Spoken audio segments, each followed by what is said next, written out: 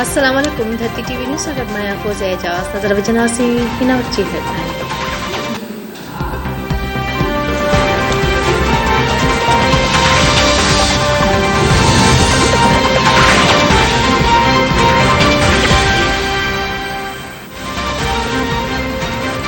मींहं जे चौमासे वारे सिस्टम सिंध में असर ॾेखारणु शुरू करे छॾिया। सिंध जे केतिरनि शहरनि में वॾो मींहुं। कराची जे कुझु इलाक़नि में वक़्फ़े सां हल्को मींहुं। कराची में सभिनी खां वधीक 21 मिलीमीटर बरसाति मलीर जे क़ाइदाबाद वारे इलाइक़े में थी।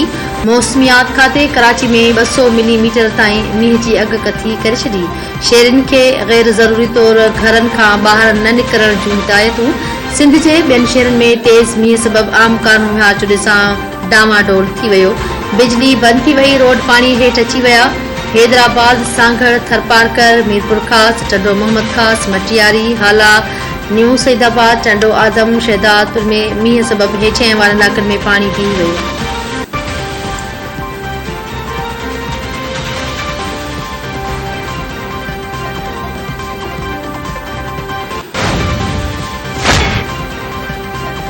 मौसमियात खाते बलूचिस्तान जे 15 ज़िलनि में अॼु खां अंगारे ताईं ज़ोरदार बरसातुनि जो इम्कान ज़ाहिर करे छॾियो। बारखां, लसबेले, सिबी, कचे, जाफराबाद में ज़ोराइते मींहं जी अॻकथी। झल, मगसी, खुज़दार, कलात, कोहिलू, लोरालाई में बि मींहुं पवंदो। मूसाखेल, नसीराबाद, ज़ोब, ज़ियारत, किला सैफुल्ला में बि बरसातुनि जो इम्कान। PDA में बलूचिस्तान मूजिबि बरसातुनि जी अॻकथी खां पोइ लाॻापियल ज़िलनि जे डिप्टी कमिश्नर्स खे अलर्ट जारी कंदे हिफ़ाज़ती उपाउ वठण जी हिदायत कई वई आहे।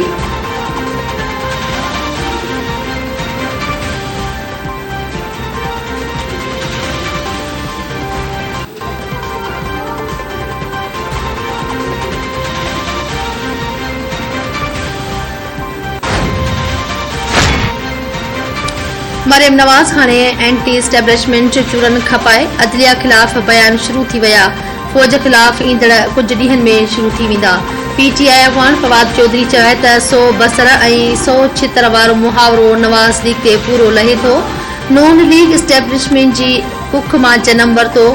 पाण में वेही तइ कयाऊं त हिकु एस्टेब्लिश हामी ऐं ॿियो एस्टेब्लिशमेंट मुख़ालिफ़ चूरन खपाईंदो।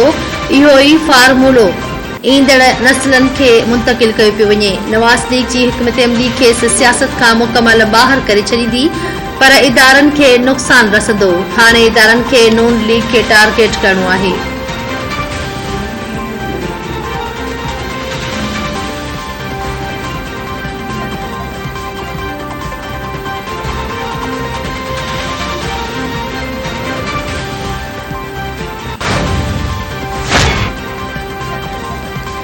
फ़ौज ऐं अदलिया खे सियासत में गिलण बंदि कर। समाज जी वफ़ाक़ी वज़ीर मरियम औरंगज़ेब जो फवाद चौधरी जे बयान ते रद्द अमल। मरियम औरंगज़ेब चयो त इदारनि खे गारियूं ऐं धमकियूं ॾियण वारा इदारनि जा ठेकेदार न बणजण। इक़्तिदार में वापसीअ लाइ खेनि एस्टेब्लिशमेंट जी रांदि खेॾण न ॾिनी वेंदी। कंहिंखे बि आइन ऐं कानून सां खेॾार करण न ॾिनो वेंदो। वफ़ाक़ी वज़ीर मूजिबि हू कंहिं बि धौंस, धमकी या गार सां इंसाफ़ जो क़तल करण न ॾींदा। इमरान ख़ान जो निशानो इदारा आहिनि ऐं उन्हनि जी क़यादत खे उहिदनि तां लाहिण आहे।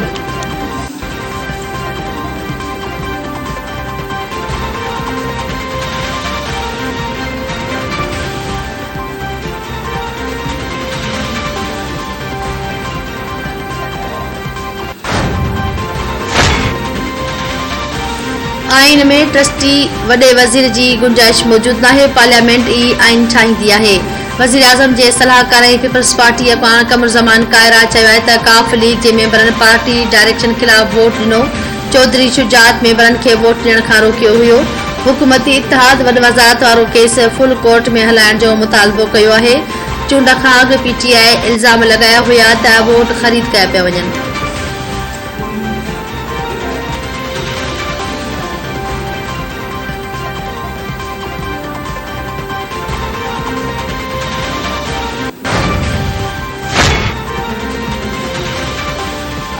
इमरान ख़ान अवाम खे गुमराह करे रहियो आहे। अमन अमान जी सूरतहाल ख़राब करणु चाहे थो। वफ़ाक़ी वज़ीर ऐं पीपल्स पार्टी जे तर्जुमान शाज़िया मरी चयो आहे त इमरान नियाज़ी कूड़ मथां कूड़ ॻाल्हाए रहियो आहे। हू सभिनी खां वॾो कूड़ो शख़्स आहे। इमरान ख़ान बद इख़लाक़ी जी सियासत ते यकीन रखे थो। माण्हुनि खे कॾहिं रंग त कॾहिं नस्ल जे नाले ते वेढ़ायो वियो। PTI चेयरमैन ॾफेड़ जी सियासत करे रहियो आहे।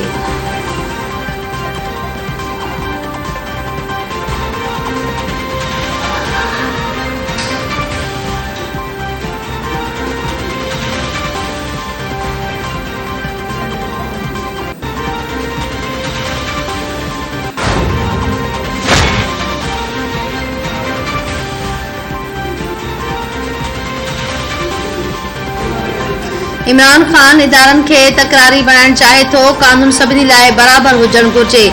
सिंध हुकूमत जे तर्जुमान मुर्तज़ा वहाब चयो त सियासी मामलनि खे सियासी अंदाज़ में ई हल कयो वञे। आइन पार्टी सरबराह जा इख्तियार वाज़े करे थो।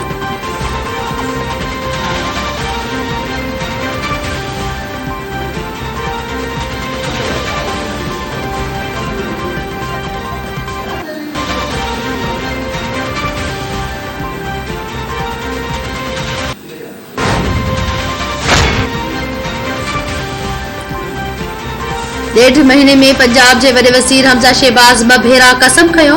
3 जी तयारी आहे। अॻूणे वफ़ाक़ी वज़ीर शेख रशीद चयो त उन खां वॾो माशी बहरान ऐं सियासी अदम इस्तेहकाम छा थींदो जो हिक हफ़्ते में $20 महांगो थियो। मिफ्ता LPG ते बि लेवी वधाए छॾी। मुस्लिम लीग नून पाकिस्तान जी आख़िरी उम्मीद अदलिया खे बि निशाने ते रखी छॾियो आहे।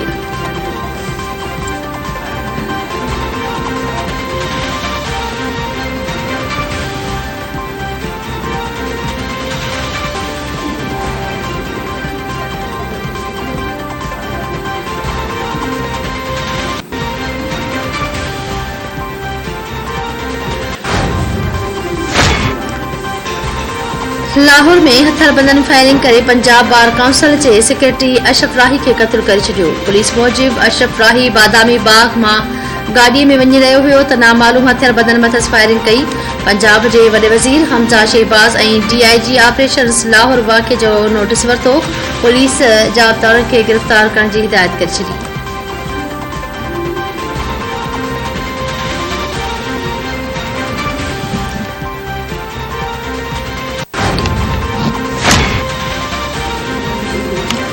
मुल्क में कोरोना सबब वधीक 3 मरीज़ हयाती विञाए वेठा। सिहत जे क़ौमी इदारे NIH मूजिब मुल्क में 24 कलाकनि दौरान 532 नवां केस साम्हूं आया आहिनि।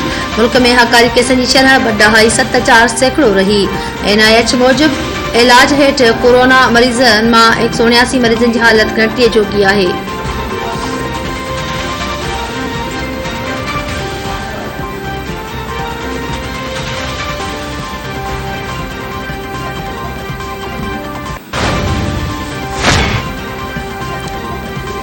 पीरगोट भरिसां हथियारबंदनि ॻोठ ते हमिलो करे नौजवान खे क़त्ल करे छॾियो। कच्छ वारे इलाइक़े में हथियारबंदनि जो घर ते हमिलो। गोलियूं लॻण सबबि नौजवान अर्ज़ मोहम्मद रिंद मारिजी वियो। मक़तूल जो मढ़ इस्पताल मुंतक़िल कयो वियो। मक़तूल जे वारसनि जो चवणु आहे त बिरादरीअ जे माण्हुनि सां तकरार हलंदड़ हुयो जिन नौजवान खे क़त्ल कयो आहे।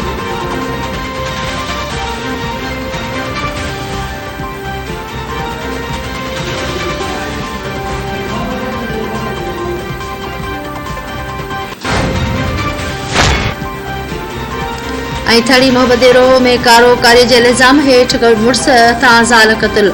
ॻोठ निहाल शाह हवेली में जवाबदार सदाम शाह पंहिंजी घरवारी इरफाना खे गोलियूं हणी क़त्ल करे छॾियो।